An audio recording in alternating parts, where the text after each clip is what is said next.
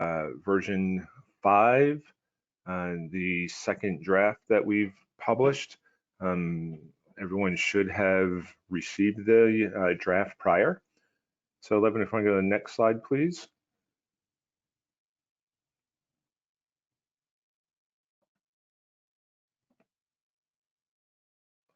So I want to take a second to introduce myself. Stuart Berjanski. I am the technical director here at the DLC.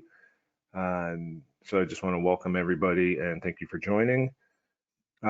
Today, we also have Levin Knock. Levin is our senior technical manager. He'll be going through the technical requirements of the specification, and also joining us is Bhagwat Mohan, and Bhagwat is our operations analyst. He'll be minding the chat comments that are coming in.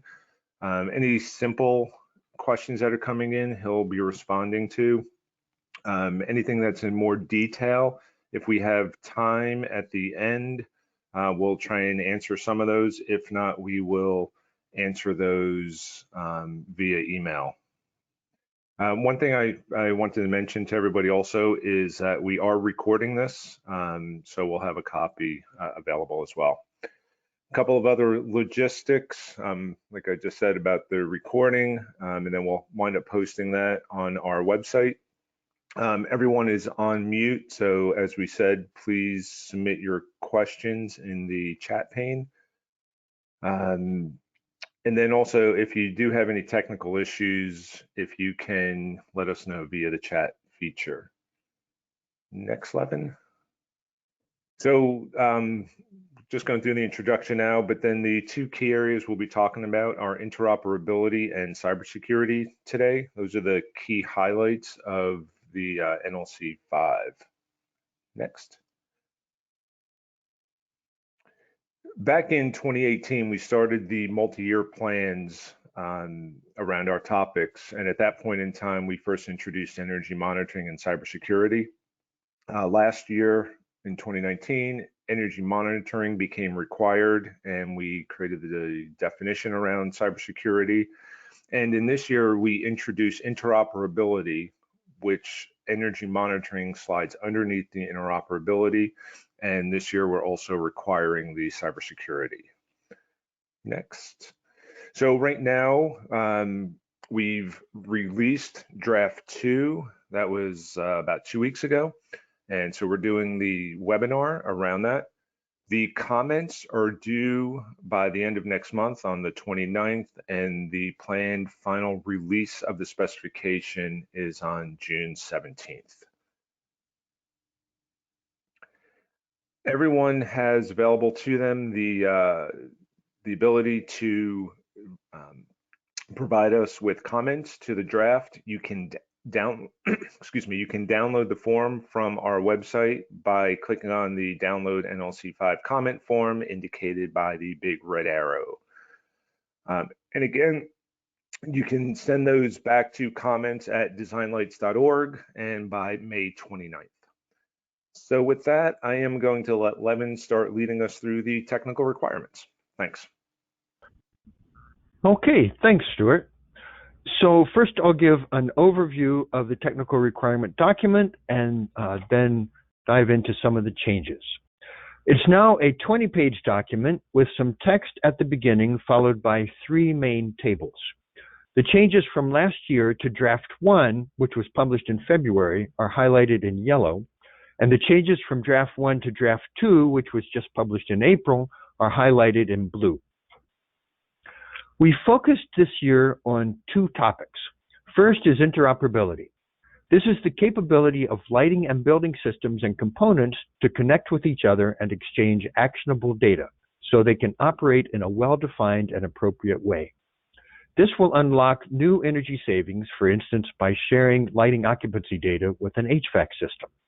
It can also go beyond that to building optimization and even grid integration. We have heard that customers want interoperability and they do not want disparate systems that cannot talk to each other. We've included energy monitoring in this topic, where NLC systems report their performance to utility programs, because that is one example of communications between NLC systems and the outside world. Second is cybersecurity, which will now be required of all systems. This is the practice of defending networked systems and data from malicious attacks. It's an absolutely critical issue to address for customer trust and adoption. Interoperability and cybersecurity are two sides of the same coin.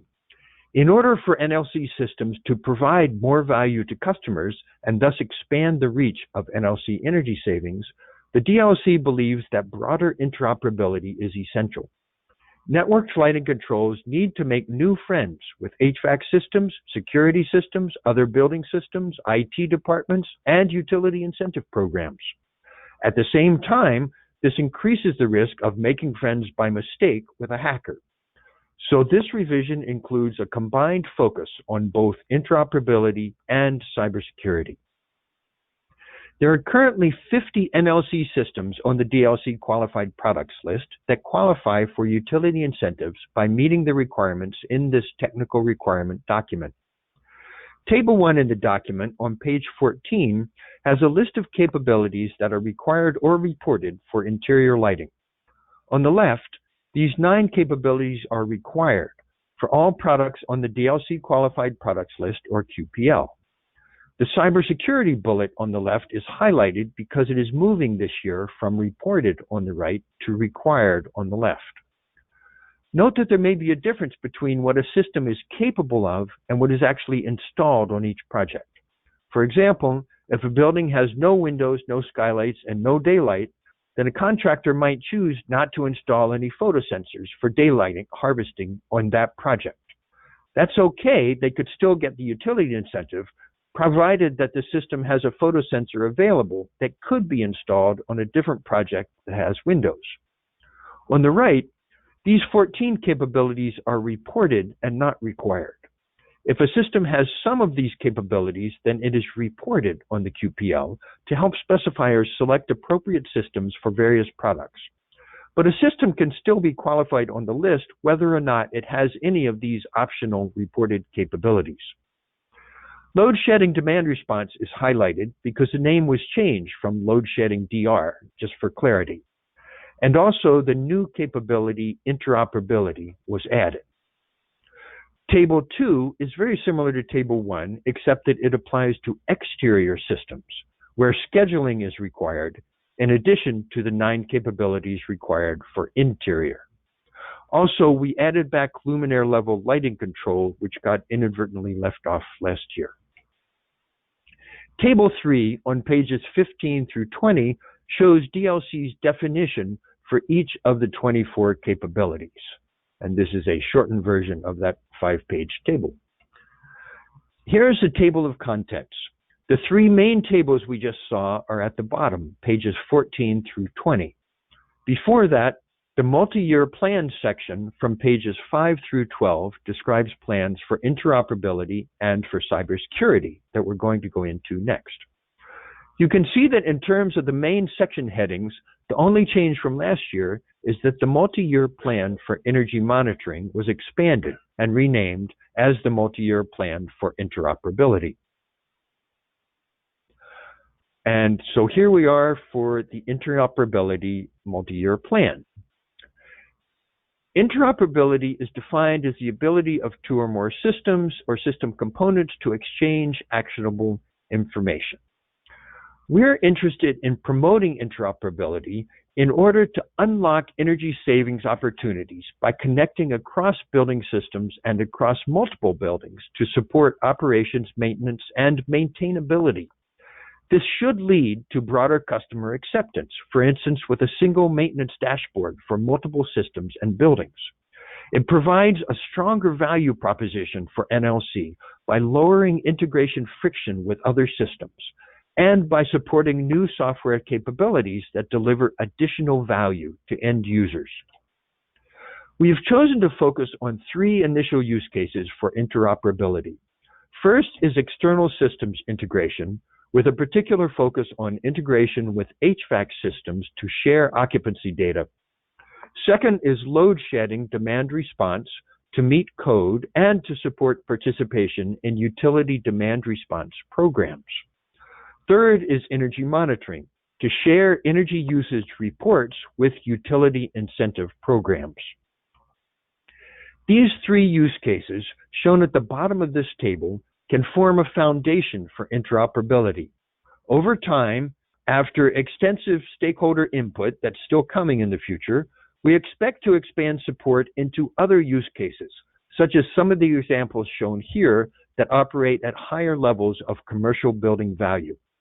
The value of a network lighting control system increases dramatically when it is integrated into a digital building, exchanging data with other building systems and also with cloud-based applications.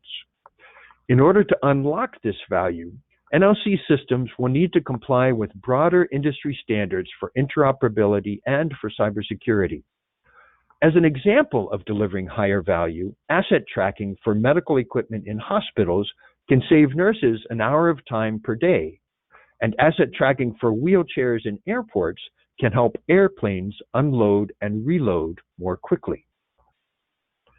The Interoperability Plan started off in 2018 when energy monitoring was reported. Last year, in 2019, energy monitoring was required for most projects with reports via either CSV file or an API. Like the daylight harvest example that I mentioned earlier, some contractors might choose to install energy monitoring on some projects but not others, but at least it's available if they want to install it. There is an exception for systems that only claim the room-based scope. In other words, the energy monitoring requirement only applies to systems that scale to the level of a whole building or a portfolio of buildings. This year, we have loosely aligned the requirements with language from ASHRAE Building Code 90.1 for 15-minute timestamped interval data and record retention of at least 2 years. On Draft 1, we received some comments that for energy reports, status change reports should be accepted as an alternative to 15-minute interval data. While that change did not make it into Draft 2, it's still on the table for the final draft. So comments are welcome on the topic of whether we should also recognize state change reports. And thank you to everyone who submitted comments about Draft 1. In terms of interoperability, we got a couple of comments. First of all, an NLC system has no data about thermal zones from the HVAC system, so we omitted some language that was connecting them. I mean, there is a link, but just from the NLC side, the NLC can only report what it knows. Second, we clarified some things about the load shed demand response table and also the energy management table. While we're trying to align with ASHRAE 90.1, several commenters pointed out that we need to do that loosely because building code applies to a particular project, whereas the DLC requirements apply to products in general. And as I said, there's still the open question of accepting the status change reports. And also, we added an option so that room-based systems can report their energy use if they do have that optional capability. These tables from pages 6 and 8 describe data reporting guidelines for load shed demand response on the left and for energy data reporting on the right. The whole table was new in Draft 1, so it started off in yellow, and then we made a few changes in blue for Draft 2. The load shed table on the left was modified from Draft 1 to clarify that one-way demand response signals are acceptable to claim this reported capability. A two-way communication loop between the request originator and the reduced load is nice to have, but not essential. In the tables on the right for energy reports, the nominal accuracy was moved from the static data on top to the dynamic variables on the bottom because it might depend on the particular data set. For instance, if the system knows that 5 luminaires were functioning but not reporting their energy use, then the accuracy would be impacted.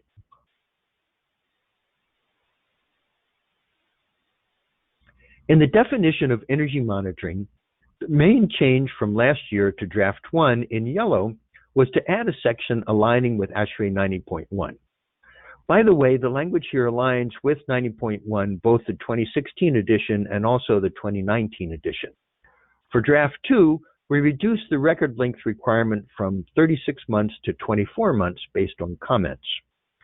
The main addition for Draft 2 in blue is a section about how room-based systems could provide energy reports, even though they are not required to do so. And now this next section is about cybersecurity on pages 10 through 12 of the document.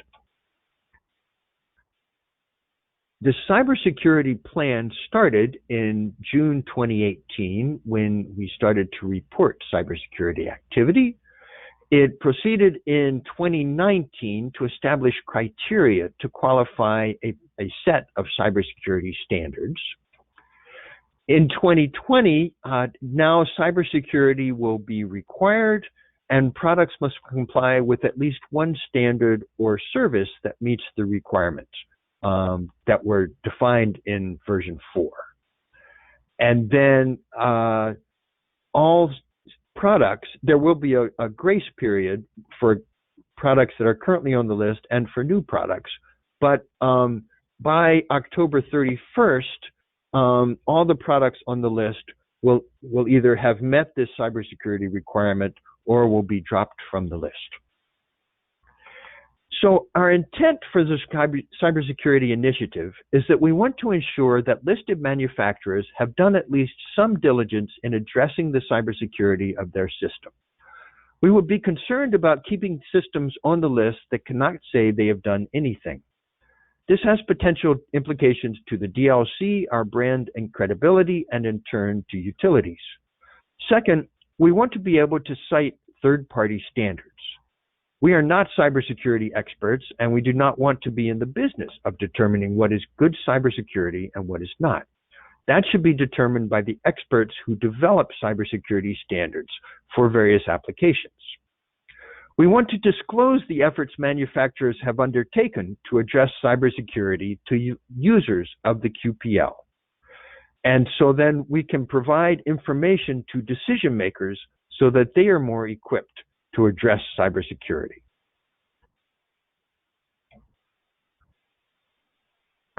So we held a cybersecurity working group in fall of 2019 to get a head start on these new updates in NLC5. And we heard a couple of things from that group. First, we needed to make space for some cybersecurity services that are not quite standards, but are still highly respected in terms of ensuring some level of cybersecurity and defining clearly what that level is. We also heard a need to extend the grace period, not just to existing products that are already on the list, but also to new products that may be in development and may be introduced over the next year. And we learned that unlike energy monitoring, where there's a clear exception for room-based systems, it seems like in this case, there's not as strong a need for an exception for self-contained systems because there are multiple standards and services that already use risk management to provide varying levels of rigor based on the risk. So a self-contained system with a low risk will have a low bar to meet in order to qualify for one of these standards or services. And again, thanks for the comments on Draft 1. We heard about cybersecurity, that it's important to be very explicit about exactly which services are acceptable. Draft 1 was a little vague about that. And we also needed to clarify exactly how certification expiration is handled. And we needed to expand the recognized compliance pathways because the compliance pathways are spelled out very clearly, and there were some additional pathways that were missing from the first draft. So here is one section from the cybersecurity. If you look at lines 2006 through 2009, that has been modified specifically to say we are calling out either specific standards in Table CS1, which was already in the earlier draft and also was there last year, or a specific service that's in Table CS2, and so that table is new. So hopefully that will clarify some of the ambiguity that was in Draft 1. Also, if you look down further in lines 214 to 217, we rewrote the language about the expiration date. So basically, DLC accepts a qualification. Well, DLC qualifies a product on an annual basis. So if a product will have a cybersecurity certification for at least a year, then they're all set. But if the certification is due to expire within that year, then DLC will ask for a letter of intention of renewal to confirm that the product will be in compliance throughout the year. And these are the tables. Table CS1 was already there last year. We just added the 62443 for clarity. And Table CS2 is new, where we have listed 3 cybersecurity services that we're aware of to recognize.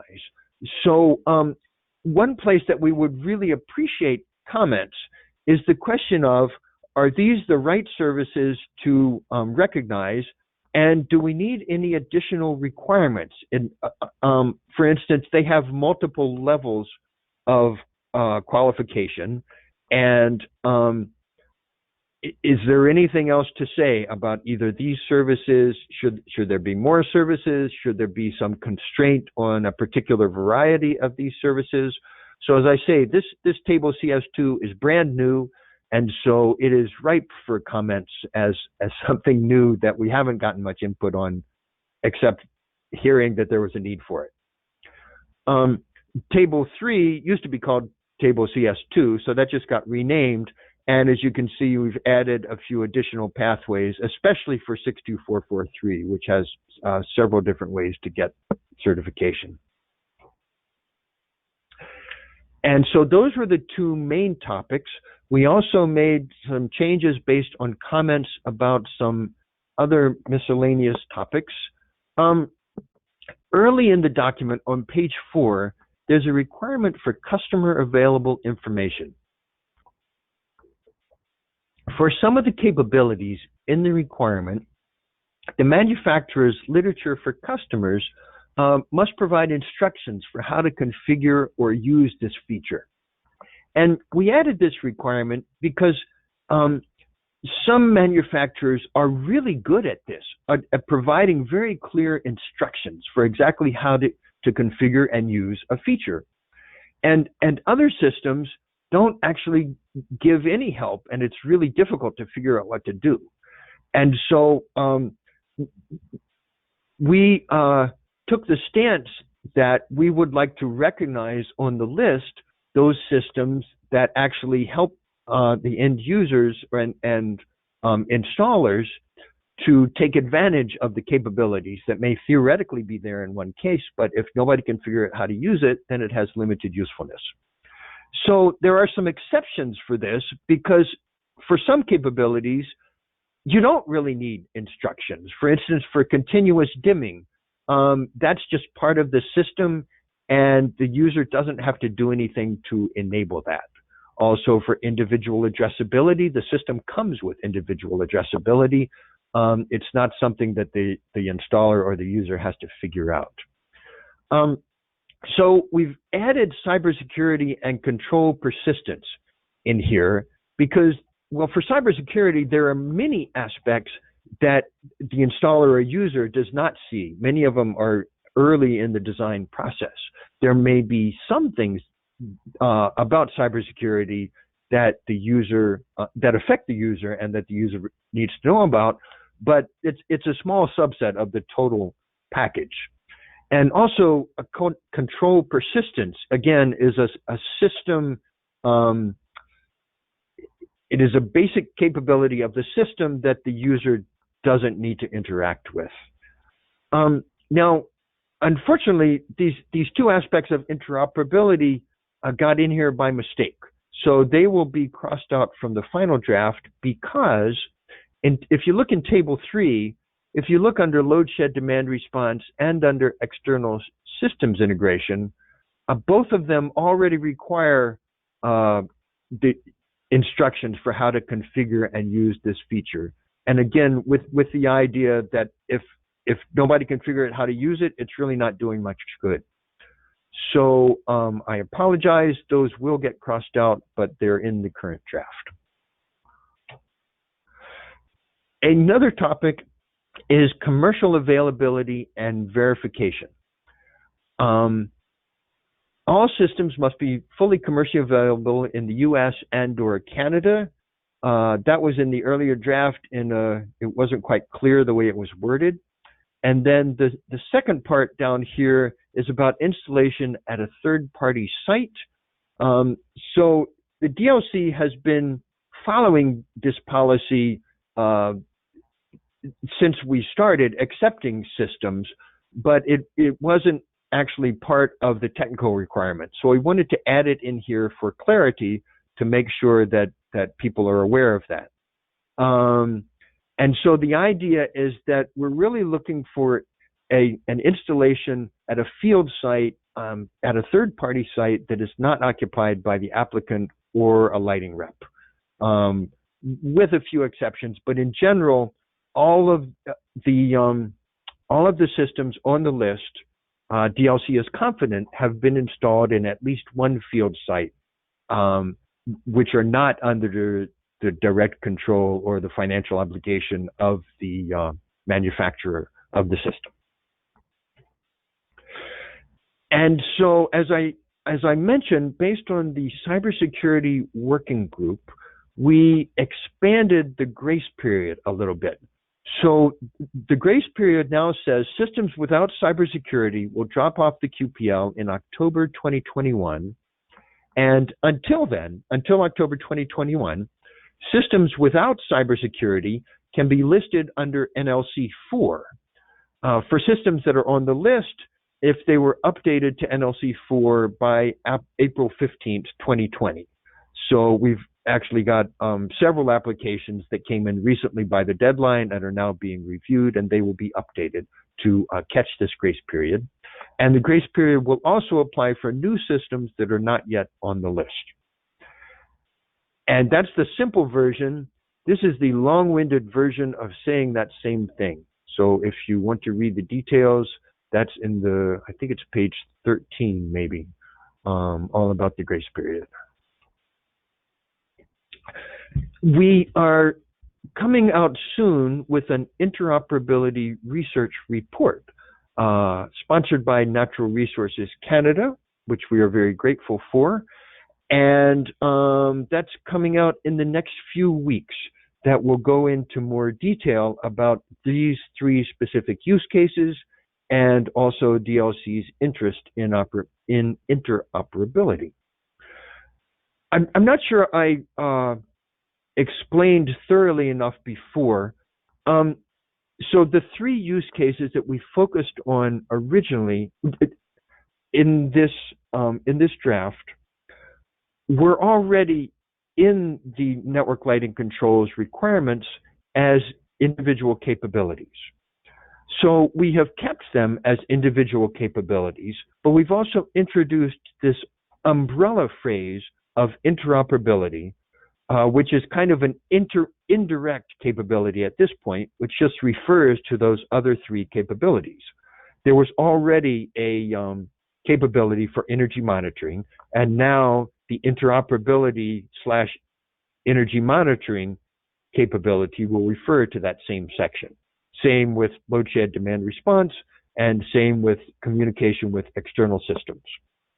Going forward in the future, we will probably incorporate additional capabilities into the umbrella of interoperability, and it's not clear yet whether they will be capabilities that are already on the list or they may be some new reported capabilities beyond there.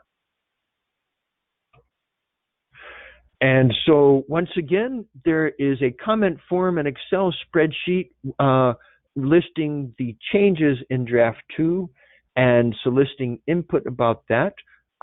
If you're interested in commenting, please download the form, fill it out, save it as a new version, and then send it to comments@designlights.org by May the 29th.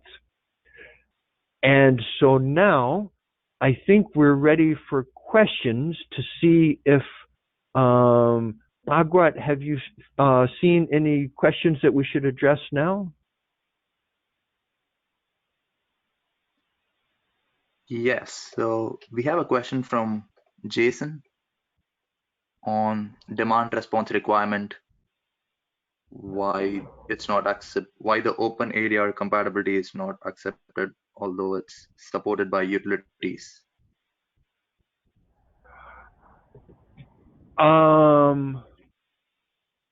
Let's see. Well,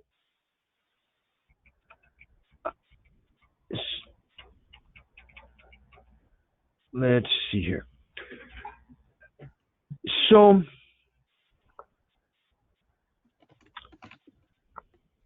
that's a good question. I'm trying to think how well I can explain this. I think actually the best answer to that question is in the interoperability report. I will take a brief shot at it, which is we're trying to recognize two-way communication between the requester says, I want this much load shed, and the responder says, I can give you this much load shed, and here is the actual energy reduction that I have just enacted. So it's a two-way back and forth communication.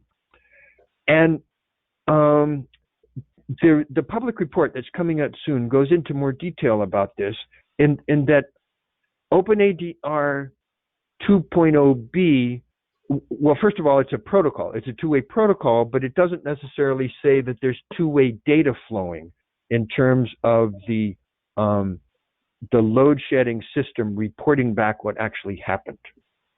But beyond that,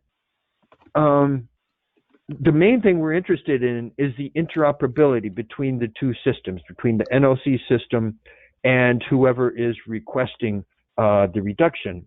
And that might happen through OpenADR as one communication protocol, but it might happen in other ways. So anyway, I think that's not a great explanation, but that's the best I have at the moment, besides saying, please take a look at the interoperability report when it comes out. And also, I'm open to more comments to clarify that further or revise something. So to reiterate, OpenADR is a protocol for how to transmit data, but it's my understanding that it doesn't necessarily describe exactly what data gets transmitted. So the main change, we did make a big change from draft 1 in recognizing one-way communication. So OpenADR certainly supports one-way communication.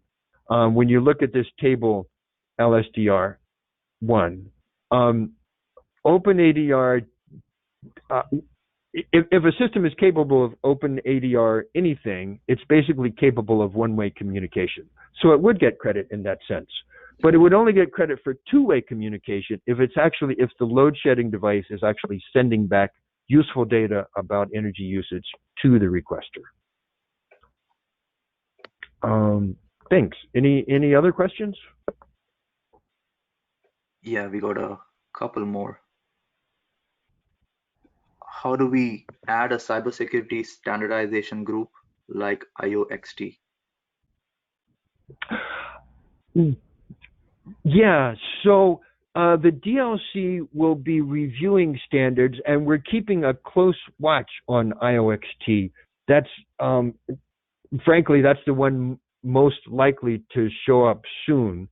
It seems very likely to show up by next year. It's a little early. Well, it was definitely early in January. Like if somebody wants to comment and say maybe it's ready by June, you know, that is conceivable. It wasn't ready in January. It's very likely to be ready by next year. So anyway, the DLC will be reviewing new standards as they're available and confirming that they meet the criteria that are listed in the technical requirement. Okay. And we got a next one. Is there any chance that DLC could poll vendors of systems currently on the QPL to see which cybersecurity strategies are already being used by the systems listed? It's more of a comment than a question, so it would be interesting to see and a good tracking practice over time. So yes, we have done that, and we assured manufacturers that the results would be would only be shared in a broad sense. So they were confidential in the particulars of who said what, but in general, we learned that within this time frame, by October 2021, there were lots of systems were planning to achieve cybersecurity by then.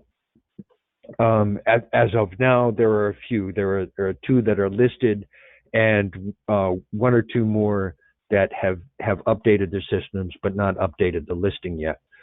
But in terms of who was planning to be ready, well, we did the poll back in November, so that was nearly 2 years in the future at the time. There was a much larger group of systems that were aiming for one or another of the different cybersecurity standards and services. Yeah. And here we have one other. I think this one is tied to the interoperability report again. So what is the advantage of tracking interoperability as an umbrella capability? Some of its components are required and others are reported. So it's a bit confusing to have the umbrella term. That's true.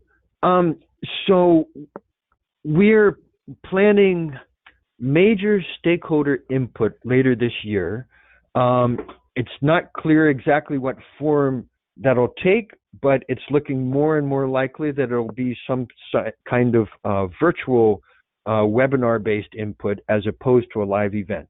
But however it happens, we're planning extensive stakeholder input this fall to talk about the roadmap for the future of network lighting controls, and it's likely that interoperability will play a large role in that, and there will be new capabilities under that umbrella beyond what we've got now.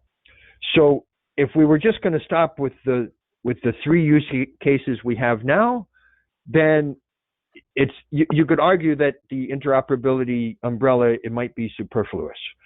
But going forward, we expect to add additional use cases, and in that sense, I'm expecting the umbrella to become more useful as a way to organize.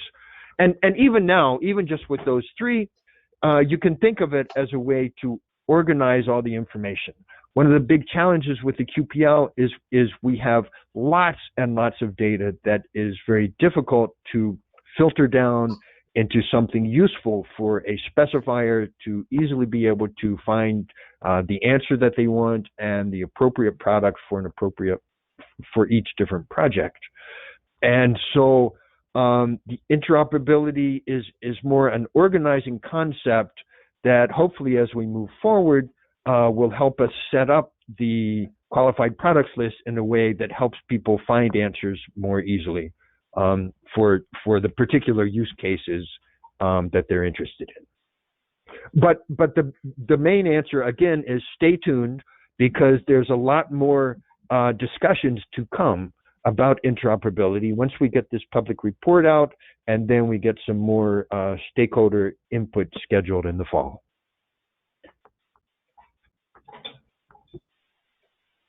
Thanks, Levin. There's just one other comment on cybersecurity. So the table CS1, we have it broken down by the type of certification. Doing the same for CS2 would be logical, as not all the categories are given by the services offered in CS2. I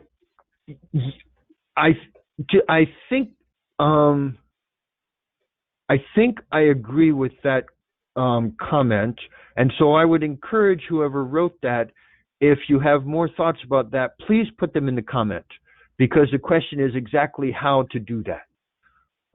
What you said, how to revise table CS2 to as needed. So we're definitely looking for comments on that, of exactly how to do that. Like if you would please consider rewriting that section of the document to say what you think it should say.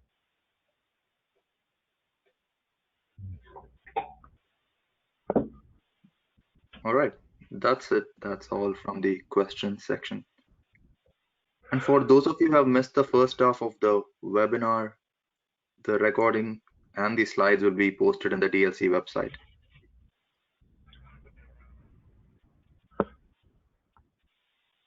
Great. Thanks, Bhagwat. Well, and then I think this concludes our presentation. So as once again, please send any comments to comments@designlights.org. And thank you for listening.